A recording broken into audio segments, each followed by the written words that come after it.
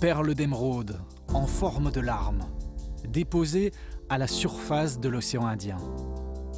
C'est une terre de croisement entre végétaux, animaux et cultures venues de différents continents.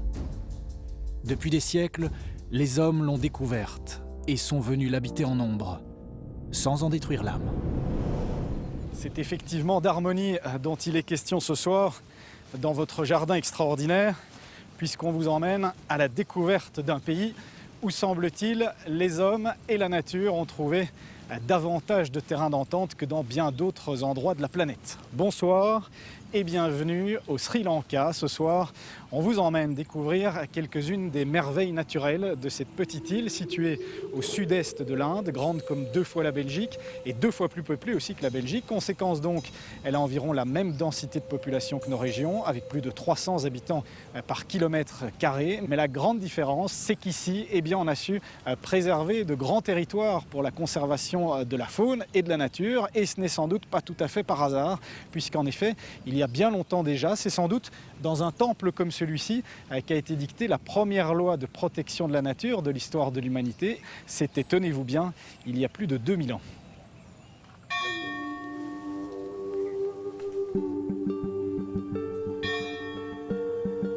Influencé par le bouddhisme, arrivé sur l'île un peu plus tôt, un roi dicta vers l'an -300 une loi, gravée dans la pierre d'un temple. Cette loi interdisait à quiconque de tuer les animaux sauvages dans un rayon de 35 km autour de la ville. La plus ancienne politique de protection de la nature était née au Sri Lanka. Une terre fertile, située quasiment sur l'équateur, et sur laquelle tombent chaque année les impressionnantes pluies de la mousson. Ces pluies se rejoignent en de gigantesques cascades.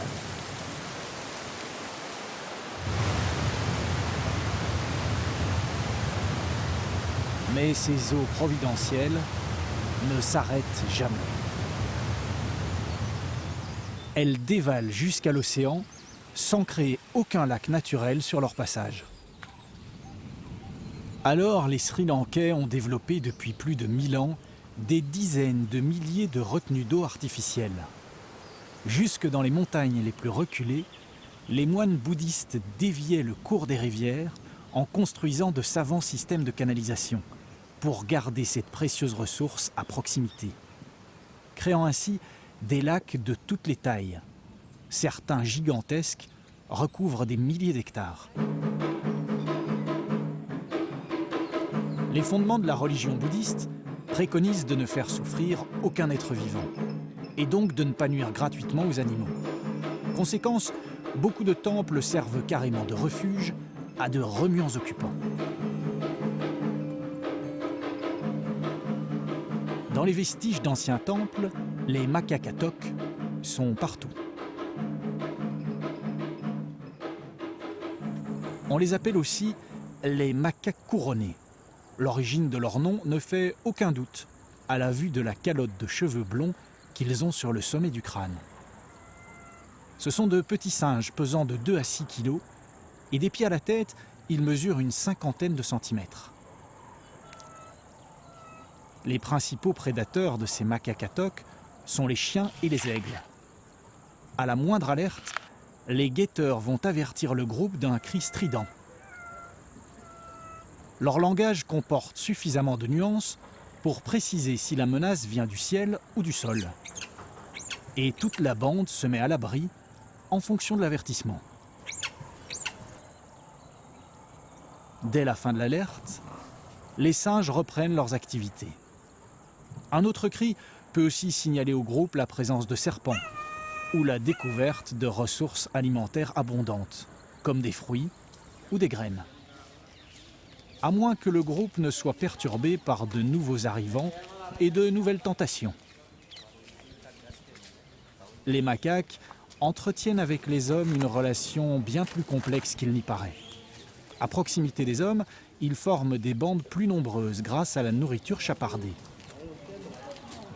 Mais ces singes savent qu'il vaut mieux s'attaquer aux touristes qu'aux habitants du coin, beaucoup plus habitués à les repousser d'un coup de bâton si nécessaire.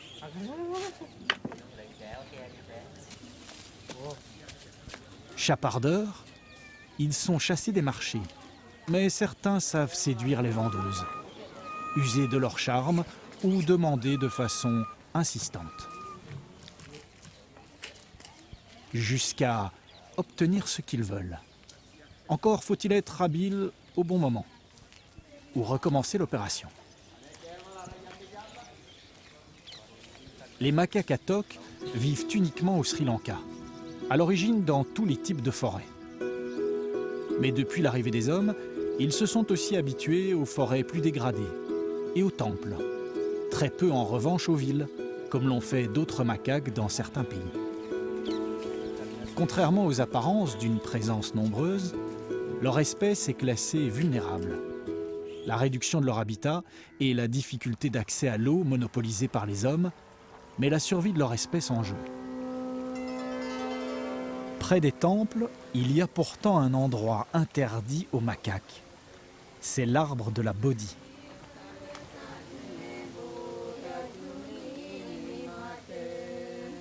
Les bouddhistes viennent y accrocher leurs vœux sur de petites bandelettes de tissu. Ces arbres, ce sont des ficus religiosa. Il y en a des milliers partout à travers le pays. Ils seraient tous issus d'un même ficus vieux de 2500 ans, qui se trouve au Sri Lanka et qui serait le plus vieil arbre planté par l'homme sur la planète. Beaucoup d'entre eux sont entourés par un mur, qui, à l'origine, servait de protection face aux éléphants. Avant l'arrivée des hommes, les éléphants étaient les rois incontestés de l'île. Isolé des autres sous-espèces du continent asiatique, l'éléphant du Sri Lanka est le plus grand éléphant d'Asie. Mais en comparaison avec son cousin d'Afrique, il reste plus petit et a un aspect clairement différent. Ici, les éléphants ont les oreilles proportionnellement plus petites. 2 bosses sur la tête, une sur le dos et quasiment jamais de défense. Les femelles n'en ont plus et les mâles en ont très rarement. Une évolution due aux hommes qui ont chassé à l'excès les porteurs de grande défense, surtout pendant la période de la colonie britannique. Et aujourd'hui, seuls 5% des éléphants du Sri Lanka ont encore des défenses de grande taille. De plusieurs centaines de milliers à l'origine, il n'en reste pas plus de 4000 à l'état sauvage. L'espèce est d'ailleurs considérée en danger d'extinction. Protégés par les lois, ces animaux restent néanmoins d'encombrants voisins pour les agriculteurs. Ils font des dégâts dans les plantations et provoquent chaque année des dizaines d'accidents mortels. Peu braconnés, ils souffrent de la réduction de leur habitat, fragmentés par des routes et des lignes de train qui fauchent des familles entières. Réponse indispensable à ces accidents, l'orphelinat de Pinawala a été créé en 1975.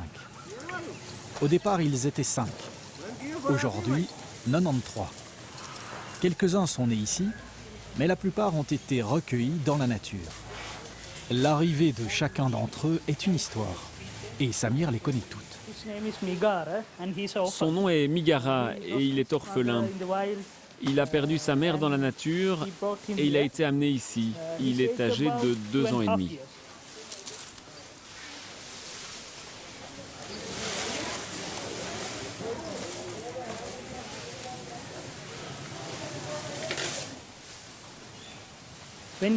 Quand il est arrivé ici, il avait 6 mois environ. Il n'aurait pas pu vivre par lui-même dans la jungle. Donc dans la nature, il serait certainement mort. Mais ici, il survit. Dans la nature, cet éléphant aurait été allaité par sa mère jusqu'à l'âge de 5 ans. Alors pour combler ce manque, elle reçoit 5 fois par jour un biberon proportionnel à sa taille.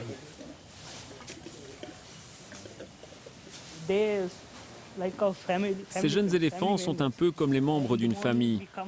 Le matin, quand on arrive, ils sont très amicaux, très gentils, plus que des chiens. Ils sont très intelligents, ils ont une excellente mémoire. Finalement, ils sont plus proches que des êtres humains parfois.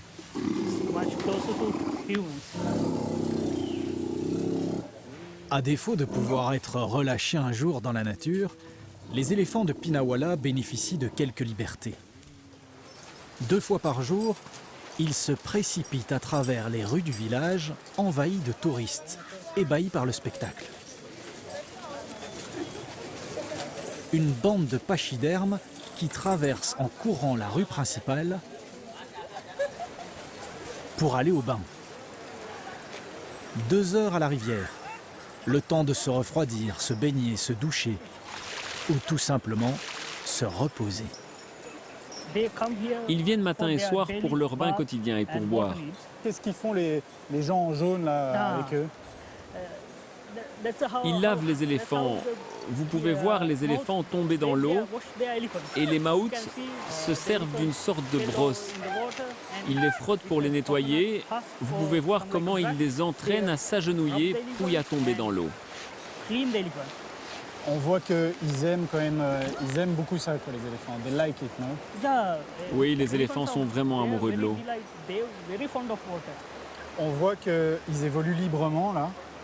Comment les gardiens vont faire pour aller les récupérer? Eh bien, comme les cow-boys au Texas, ils appellent les éléphants. Et alors ils remontent jusqu'à l'orphelinat. Oui, à 12 heures, ils les dirigent par ici et les reconduisent à l'orphelinat. Certains éléphants de Pinnawala ont des surfaces de peau dépigmentées, devenues rosées. Un problème sans conséquences graves qui n'apparaîtrait que pour des éléphants qui ne vivent pas en liberté. Quelques-uns doivent rester enchaînés, souvent des jeunes, que les gardiens ont du mal à retenir et qui se montrent trop agressifs envers les autres membres du troupeau. À la sortie du bain, les éléphants traversent le village dans l'autre sens pour retourner à l'orphelinat. Des centaines de milliers de visiteurs viennent ici chaque année vivre ce spectacle unique dans le pays. Mais les éléphants coûtent cher à soigner et laissent derrière eux une belle quantité de déchets. Ces 2 problèmes ont donné naissance à une idée. Pourquoi ne pas transformer les déchets en produits de vente touristique? Des employés suivent les éléphants à la trace. Et leur précieux butin va prendre la direction d'une fabrique d'un genre un peu particulier.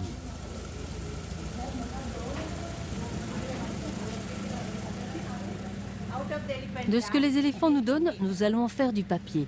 Les bouses d'éléphants sont constituées de 90% de fibres, parce que les éléphants ont une alimentation exclusivement végétarienne.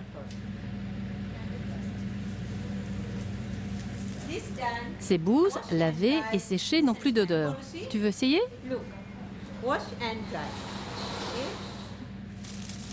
Après avoir été bouilli dans l'eau pour tuer les bactéries, on obtient une fibre propre et naturelle qui, malaxée, étalée dans des cadres et séchée, permet d'obtenir du papier.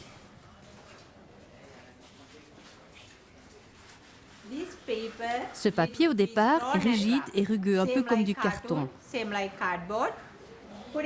On le met ensuite dans la presse et on obtient de cette manière un papier lisse. Ceci est le papier final de l'éléphant.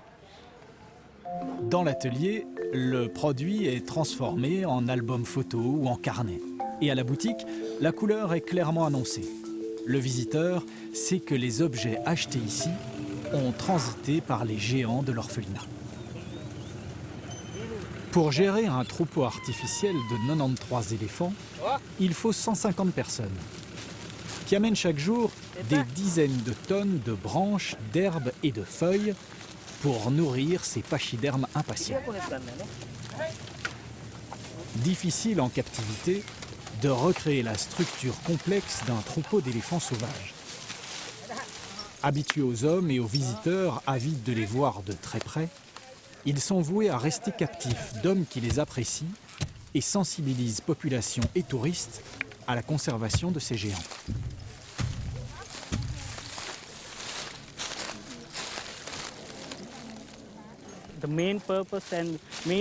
Le but principal de l'orphelinat est la sauvegarde des éléphants. Ici, on s'en occupe bien, on les élève et on les nourrit.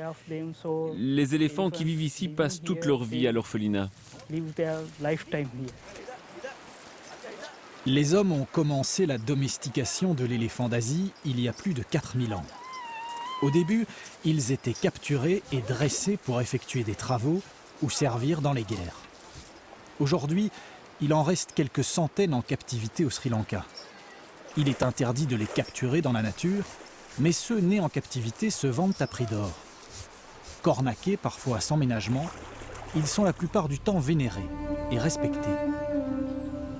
Un de leurs sanctuaires sauvages se trouve au sud du Sri Lanka. C'est le parc national de Yala.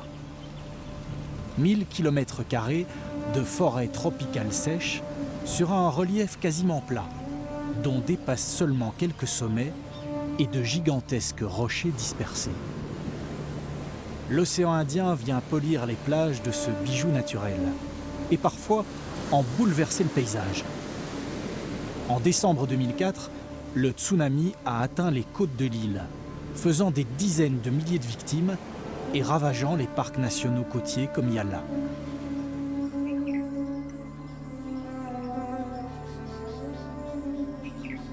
Depuis, la nature a repris ses droits. La plus grande partie du parc est classée en réserve intégrale, impénétrable.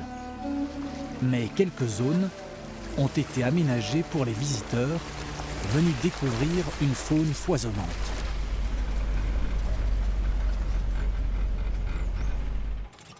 Voilà typiquement le genre de point d'observation qu'on va trouver au parc national de Yala. C'est une petite retenue d'eau artificielle.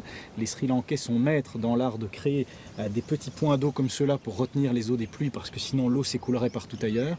Et puis nous, ça va nous permettre de voir le spectacle de la faune très très nombreuse autour de cette mare. Les varans vont venir se promener sur les berges pour essayer de trouver à manger, comme les chacals, les mangoustes aussi qui vont tourner autour.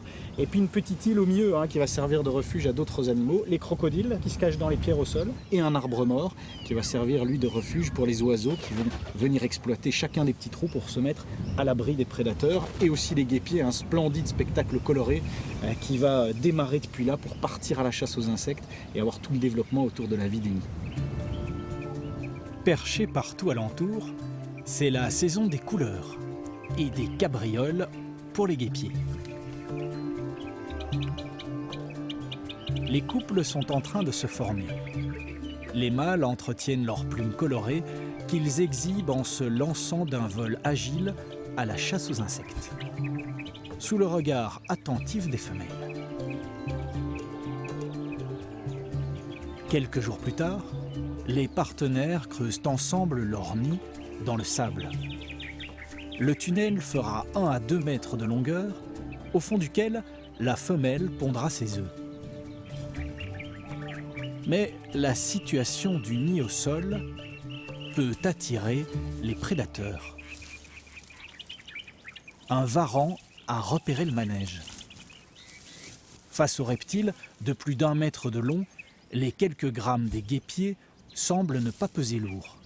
Mais c'est sans compter leur stratégie et leur vol en piqué vers le prédateur.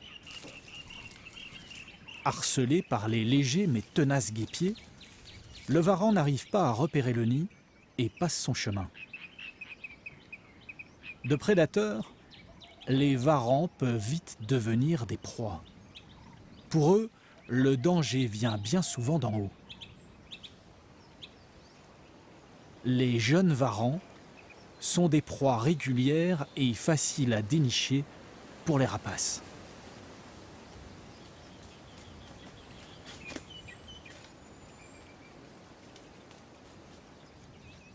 Autour des petites mares se concentrent et s'épanouissent des milliers d'oiseaux de toutes les tailles et de toutes les couleurs.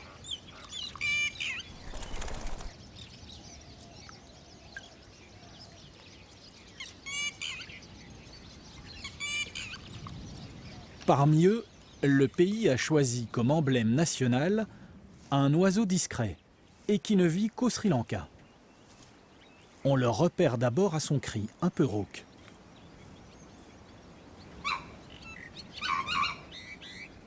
puis à son plumage doré et à sa crête flamboyante. C'est le coq de Lafayette. Sa crête rouge est fendue d'une tache jaune en son milieu, qui disparaîtra après la période de reproduction. Ses couleurs vont du jaune au noir, en passant par le cuivré et des reflets violets. Dans le même paysage vivent les cervidés locaux, qui évoluent en groupe de 10 à 200 individus. Ce sont les chitals. Leur nom vient du sanskrit et signifie « avec des taches », ce qui leur correspond assez bien. Ces points blancs sur leur robe rousse n'ont pas l'air de déranger les ménates. Ces oiseaux, réputés pour leur capacité à apprendre à parler en captivité, viennent profiter du véhicule et de la vue plongeante sur le sol pour trouver de quoi manger. Les mâles de chital ont de fins bois qui leur servent lors des combats réguliers pour définir le statut de chacun dans le groupe.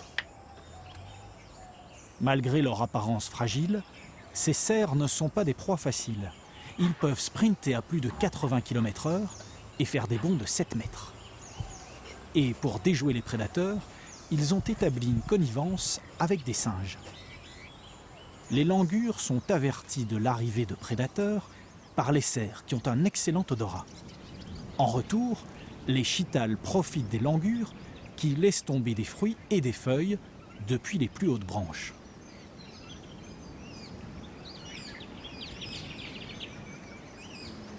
Contrastant avec leur pelage beige clair, une face noire ornée de sourcils ombrageux leur offre un pare-soleil efficace. Des doigts aux phalanges allongées et une queue agile leur donnent une meilleure prise, un balancier, voire même une corde de sécurité pour les déplacements en hauteur ou les jeux au sol. Malgré leur agilité, mieux vaut garder un œil sur les prédateurs qui rôdent alentour. Les chacals dorés sont des canidés opportunistes et charognards, mais aussi de meilleurs chasseurs qu'on ne le pense généralement. La plupart du temps, ils vivent en couple et sont capables de s'attaquer aux animaux les plus jeunes ou les plus faibles, voire même de développer des stratégies de chasse en groupe. Au parc de Yala, les chacals doivent savoir se faire discret à l'arrivée du plus grand prédateur de l'île. Le léopard du Sri Lanka est une sous-espèce méconnue. Les plus grands mesurent 1,20 m et pèsent une soixantaine de kilos. À l'état sauvage, il en resterait moins d'1 millier. Mais même s'ils sont peu nombreux, ils sont redoutés par la plupart des animaux, y compris certains des plus puissants. Les buffles vivent en troupeaux d'une trentaine d'individus. Inféodés aux marais et aux zones aquatiques, ils savent très difficilement se passer de ces pièces d'eau, où ils peuvent se refroidir aux heures les plus chaudes. La boue leur sert à la fois de crème solaire et d'anti-moustique. Un ingrédient miracle pour les buffles, et certains ne se privent pas de s'en recouvrir entièrement. Les mâles nerveux se disputent souvent la suprématie du groupe, harcelés par les solitaires qui tournent alentour. Mais leur pire ennemi, ce ne sont ni les autres mâles, ni les léopards, mais les frontières du parc.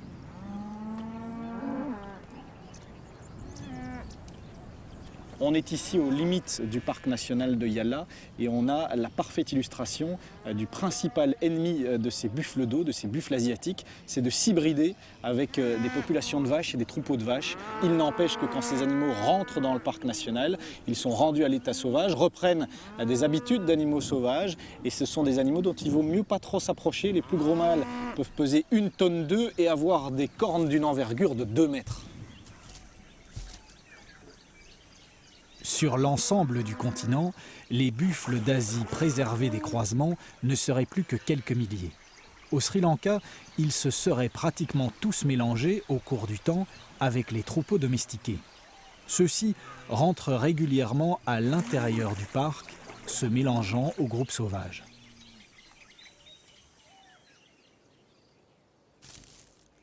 À Yala, les oiseaux semblent s'être donné le mot pour afficher des couleurs. Et parmi eux, le paon bleu est certainement le moins discret.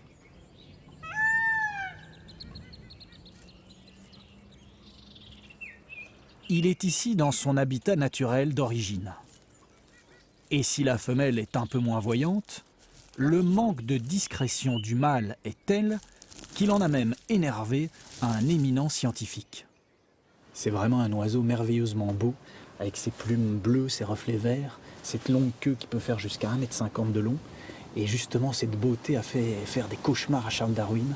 Le père de la théorie de l'évolution trouvait que c'était un animal mal adapté, qu'on entendait de loin, qui vole mal, qui court mal, et donc qu'il aurait dû disparaître parce qu'il a peu d'armes face aux prédateurs. Et pourtant, au bout de l'évolution, ou en tout cas à ce stade-ci de l'évolution, le paon est toujours là, et il est même très très visible. Et ce que Charles Darwin n'avait pas compris à ce moment-là, c'est que c'est un avantage de se montrer, puisqu'au moment des parades nuptiales, le paon va déployer toutes ses plumes et se montrer le plus possible pour attirer les femelles. C'est aussi le meilleur lanceur d'alerte de la brousse. À l'arrivée d'un prédateur, il émet un cri audible à des centaines de mètres à la ronde.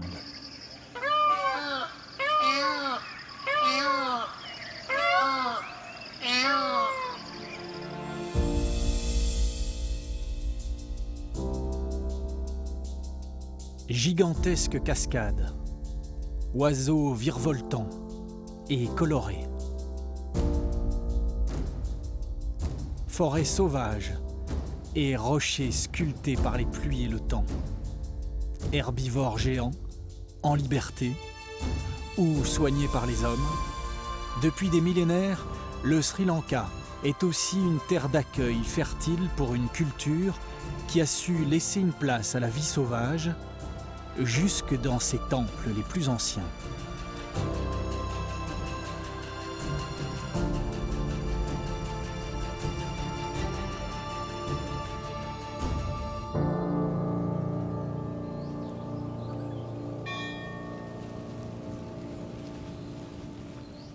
Nous revoici dans les ruines de la cité antique de Polonnaruwa, là même où avait commencé notre voyage à la découverte des merveilles naturelles du Sri Lanka. Et on a vu qu'elles sont nombreuses et que ce n'est pas par hasard.